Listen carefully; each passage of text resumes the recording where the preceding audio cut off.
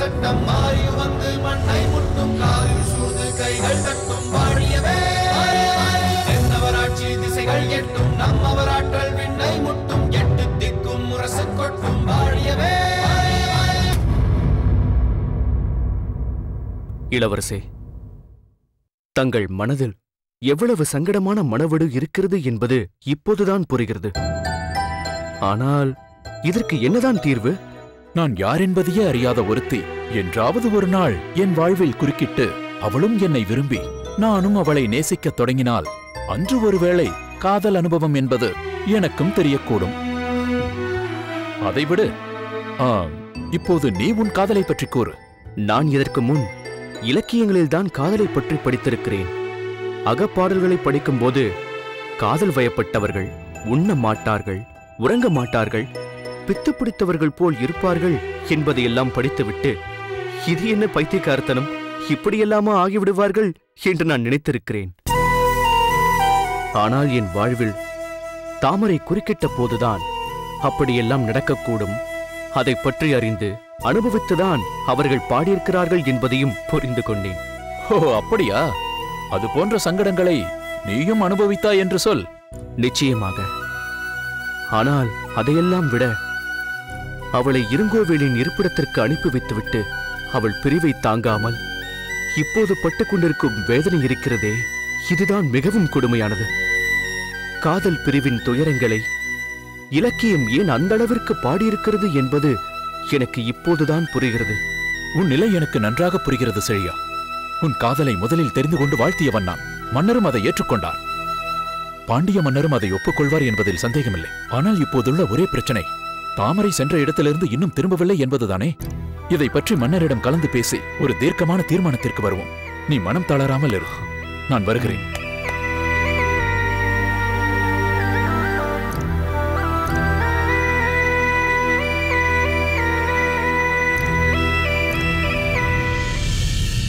இப்போது இங்கு நடந்ததெல்லாம் உண்மைதானா? இருங்கோவேளா என்னிடம் இப்படி பேசினான். எத்தனையோ வருடங்களாக நீரூற்றி வளர்த்த நட்பெனும் விருட்சத்தை ஒரே நொடியில் வெட்டத் துணிந்து விட்டானே. அதிலும் பாசத்தை கொட்டி வளர்த்த தாமரையை பற்றி பேசியதற்காகவா என்னை அவமதித்தான்? நம்பவே முடியவில்லையே. என் தங்கையை பற்றி பேச நீ யார் என்று கேட்டுவிட்டானே. அவனை விட தாமரையிடம் அதிகம் பாசம் வைத்திருப்பவன் நான் தான் என்பதை மறந்துவிட்டானா? இருங்கோவே, உனக்கு என்ன நேர்ந்தது? ஏன் இப்படி நடந்து கொள்கிறாய்?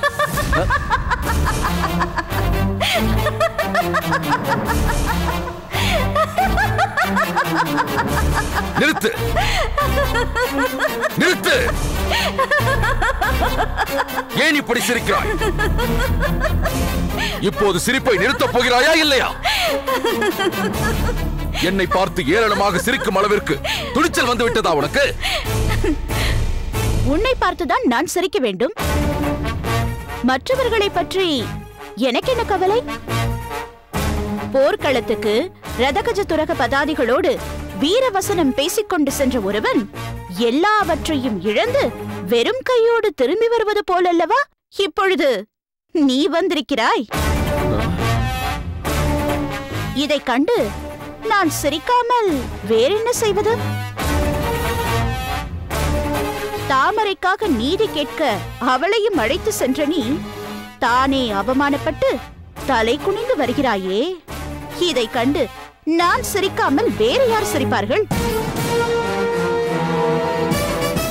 நான் பற்ற வைத்த நெருப்பு எப்படி கொழுந்துவிட்டு எரிகிறது என்பதை என் கண்ணார கண்டு ரசிக்கும் அரிய வாய்ப்பு எனக்கு கிடைத்திருக்கிறதே. இதை பார்த்து எப்படி நான் சிரிக்காமல் இருக்க முடியும்?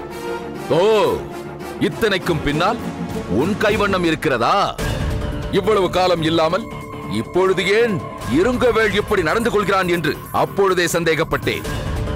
கண்ணை இமை காப்பது போல் தன் தங்கை தாமரையை காத்து வளர்த்த என் நண்பன் இன்று வரை அவளிடம் ஒருபோதும் கடுமையாக பேசியதில்லை, கை நீட்டி அடித்ததும் இல்லை.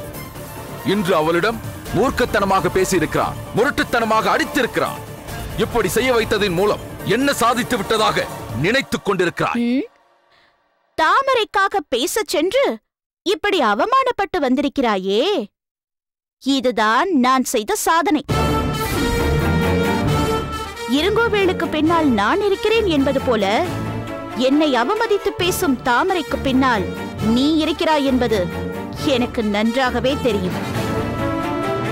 உன் பேச்சை கேட்டுக்கொண்டு இனி அவள் என்னிடம் வந்து எதிர்த்து பேசக்கூடாது என்பதை தாமரைக்கு புரிய வைத்து விட்டால் அவள் அடங்கி விடுவாள்.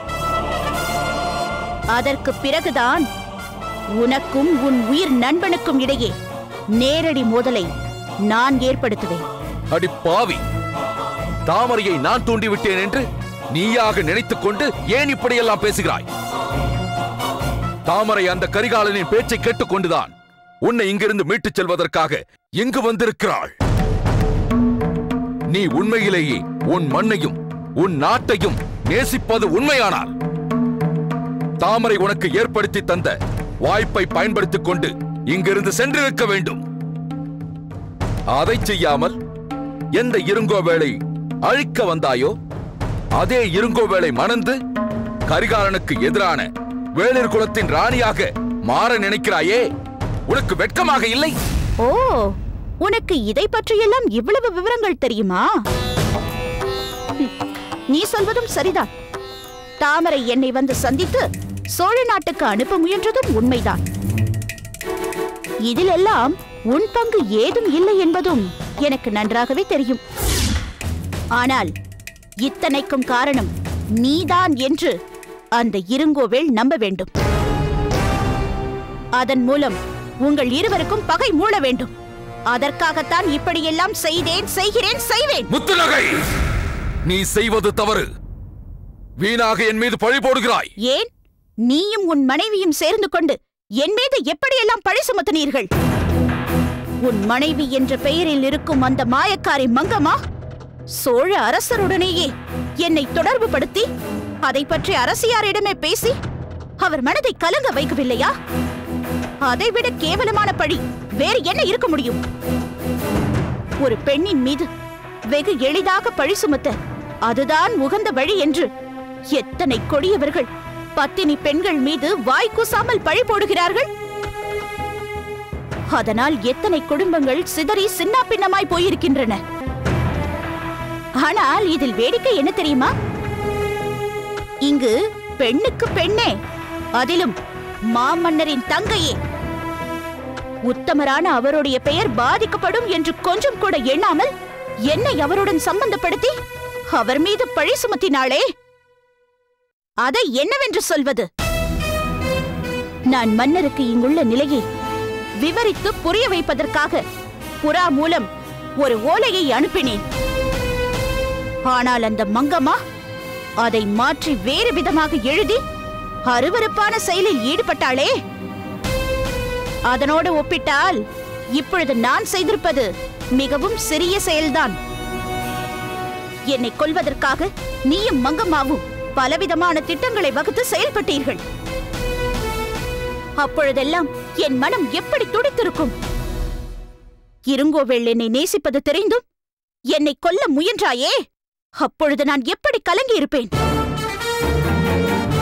இத்தனைக்கும் சேர்த்து நான் இப்பொழுது பழிவாங்கும் பணியை தொடங்கி இருக்கிறேன்.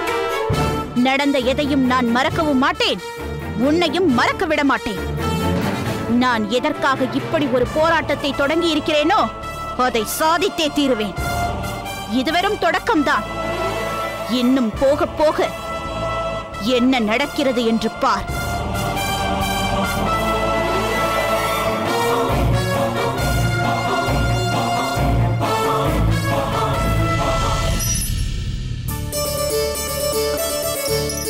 தந்தையே, அம்மா இன்னும் ஒரே ஒரு 2 போட்டுவிட்டால் பிறகு நீங்கள் தோற்று விடுவீர்கள். விட்டு விடுவேனா? நான் வெற்றி பெறுவதற்கு எத்தனை போட வேண்டும்? 12. இதோ.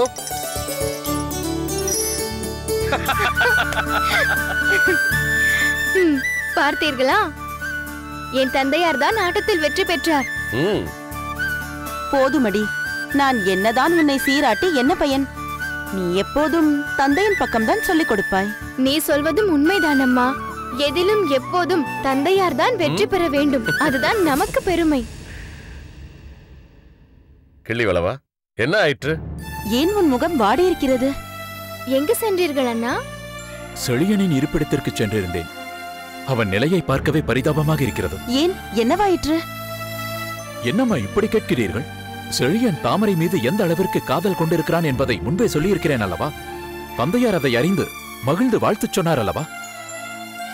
இப்பொழுது தாமரையை இருங்கோவில் இருக்கும் காட்டிற்கு அனுப்பிவிட்டோம். அவளும் அங்கு போய் சேர்ந்து விட்டாள். நீங்களாக அனுப்பவில்லையே தந்தையே. தாமரையை தடுக்க வேண்டும், இங்கேயே தங்க வைத்துக் கொள்ள வேண்டும் என்றுதானே விரும்பினீர்கள்? உண்மைதான் அம்மா. ஆனால் அவள் முத்துநகையை மீட்டு வருகிறேன் என்று சொன்னதால் தானே நாம் அவளை அனுப்ப நேர்ந்தது. தாமரை சென்று தந்திரமாக முத்துநகையை சிறையிலிருந்து விடுவித்து அனுப்பிவிட்டால் முத்துநகை இங்கு வந்து சேர்ந்து விடுவாள். அதன் பின் தாமரை வருவதில் தடையேதும் இருக்காது என்று நினைத்தேன். ஆனால் அங்கு சென்ற தாமரையின் நிலை என்னவாயிற்றென்றே தெரியவில்லை. இருவரை பற்றியும் ஒரு தகவலும் தெரியவில்லை. தாமரை இங்கு இருந்த வரைக்குமாவது முத்துநகைக்கு எந்த ஆபத்தும் இல்லை என்று நினைத்திருந்தேன். இப்பொழுது தாமரையும் அங்கு சென்று விட்டதால் அந்த நம்பிக்கைக்கும் இடமில்லாமல் போய்விட்டது. முன்பு செழியன் உயிரை காப்பாற்ற வேண்டுமென்றால் நாம் இருங்கோவேள் மீது படையெடுக்க கூடாது என்ற நிலை இருந்தது. ஆனால் இப்பொழுது முத்துநகையின் உயிரை காப்பாற்ற வேண்டுமென்றால் நாம் எதுவும் செய்துவிடக் கூடாது என்ற நிலை ஏற்பட்டுவிட்டது. முத்துநகையின் நிலையை நினைத்து நமக்கே இப்படி வருத்தமாக இருக்கிறதே. பெற்ற தந்தையான புலவர் காரிக்கண்ணனாருக்கு எப்படி இருக்கும்? உண்மைதான் அம்மா. ஏற்கனவே அவர் மிகவும் தவித்து போயிருந்தார். தன் மகளை மீட்க தாமரையே செல்கிறாள் என்ற பிறகு தாங்கள் எப்படியும் அவளை பயன்படுத்தி முத்துநகையை மீட்டுக்கொண்டு வருவீர்கள் என்று நினைத்தார். இப்போது தாமரை சென்று இவ்வளவு நாட்கள் ஆகியும் ஒரு பலனும் இல்லை எனும் பொழுது மிகவும் நொந்து போவார். நீ சொல்வது சரிதானம்மா. அந்த கவலையின் காரணமாகத்தான் காரியார் சில நாட்களாக இங்கு வரவில்லையோ என்று தோன்றுகிறது. கிள்ளிவளவா, நீயே ஒரு முறை காரிக்கண்ணனாரின் இல்லத்திற்கு சென்று பார். அவர் எந்த நிலையில் இருக்கிறார் என்பதை கவனி. எப்படியும் முத்துநகையை மீட்டு விடலாம் என்று ஆறுதல் கூறு. ஆகட்டும் தந்தையே.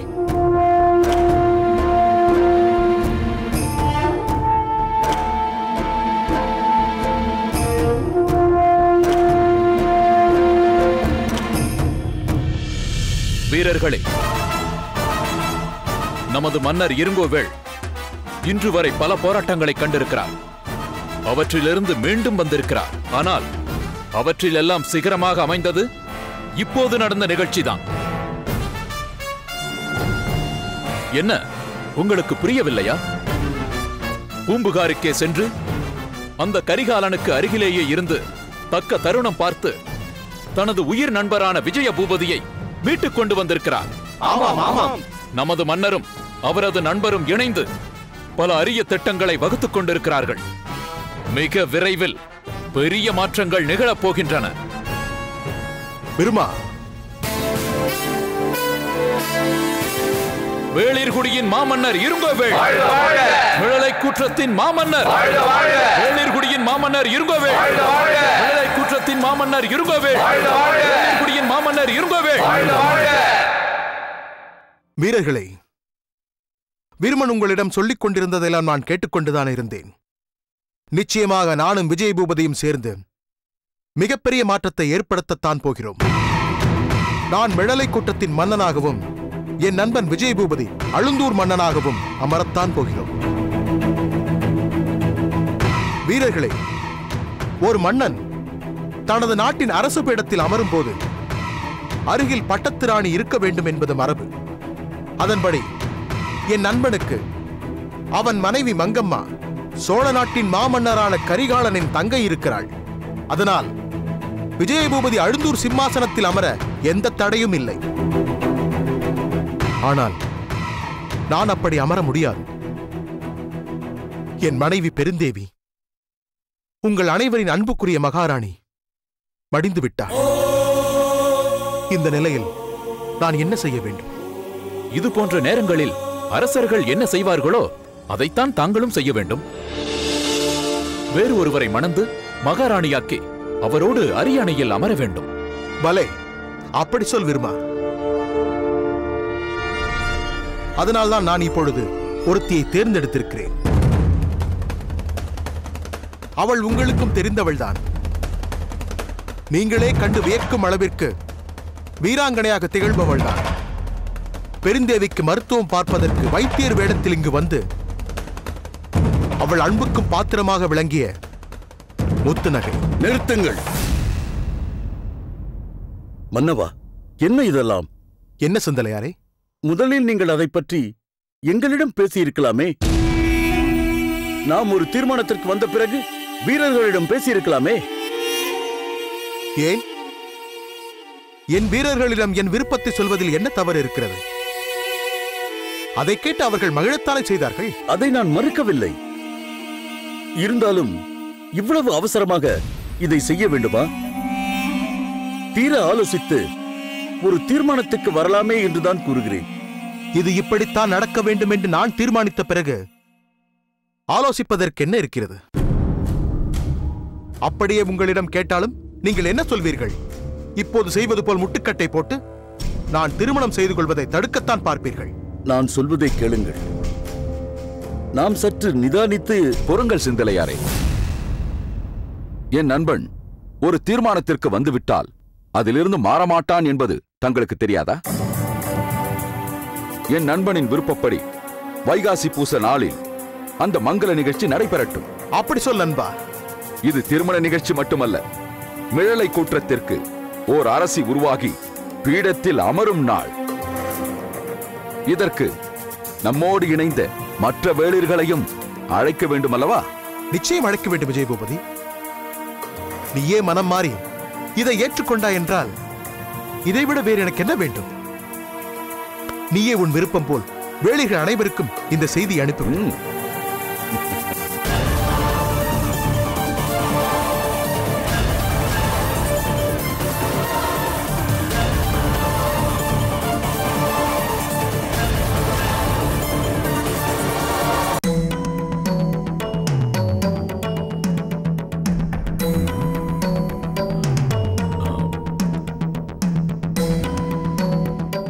புலவர் பெருமானே, புலவர் பெருமானே. அடடே, இளவரசி தாங்களா? இந்த எளியவனின் இல்லம் தேடி தாங்களே வர வேண்டுமா? வந்து அமருங்கள். புலவர் பெருமானே, ஏன் இப்படி பதட்டம் அடைகிறீர்கள்? நான் என்ன தங்களுக்கு புதியவனா? இல்லை இந்த இடத்திற்கு வராதவனா? இளவரசனானால் என்ன, பேரரசனானால் என்ன? நான் தங்களிடம் தமிழ் கற்ற மாணவன் தானே. அதை நான் எப்போதும் மறந்ததில்லை. நீங்களும் மறக்க தேவையில்லை. இப்படி அமருங்கள். நானும் இங்கேயே அமர்கிறேன். இளவரசே, தாங்கள் இவ்வளவு தூரம் வந்ததும் இந்த அளவிற்கு உரிமையோடு பழகுவதும் எனக்கு மிகுந்த மகிழ்ச்சியை தருகிறது. தாங்கள் இப்போது இங்கு வந்ததற்கு ஏதாவது குறிப்பிடத்தக்க காரணம் உண்டா? தாங்கள் அரண்மனைக்கு வந்து சில நாட்கள் ஆகிவிட்டதே. ஏன் வரவில்லை என்றும் தெரியவில்லை. தங்கள் உடலுக்கு ஏதேனும் பாதிப்பு ஏற்பட்டிருக்குமோ என்று மன்னரே என்னை பார்த்து வரும்படி அனுப்பி வைத்தார். ஆஹா, மன்னருக்குத்தான் என் மீது எவ்வளவு அன்பு! எண்ணற்ற அரசு பணிகளுக்கு இடையிலும் இந்த எளியவனை நினைவு வைத்திருந்து இளவரசரான தங்களையே அனுப்பியிருக்கிறாரே.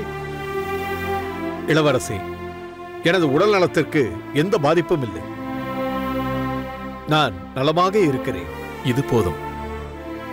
ஆமாம், வழக்கமாக இங்கு அமர்ந்து ஏதேனும் கவிதை ஏற்றும் பணியில் ஈடுபட்டிருப்பீர்களே.